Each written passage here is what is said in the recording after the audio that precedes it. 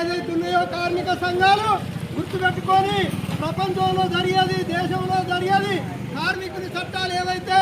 ఈ ప్రభుత్వాలు ఏదైనటువంటి ప్రభుత్వాలు ఇబ్బందికరమైనటువంటి విధానాలకు ఏదైతే పాల్పడుతున్నదో వాటికి వ్యతిరేకంగా ఆ చట్టాలను వెనుక తీసుకునే విధంగా ఈ కార్మిక సంఘాలు పోరాటం చేసి మరి ఈ కార్మిక చట్టాలు మరి హక్కులను సాధించుకునే విధంగా మరి ఆనాడు నుంచి ఈనాటి వరకు ఈ కార్మికులు చేయడం అనేది జరిగింది.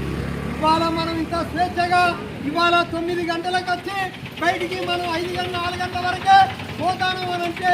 ఆ కార్మికులు ఏదైతే వాళ్ళ రక్తంతో జెండాను ఎగరవేసిందో వారి యొక్క త్యాగ ఫలితమే ఇవాళ మనం ఈ స్వేచ్ఛగా ఈ టైము 8 గంటల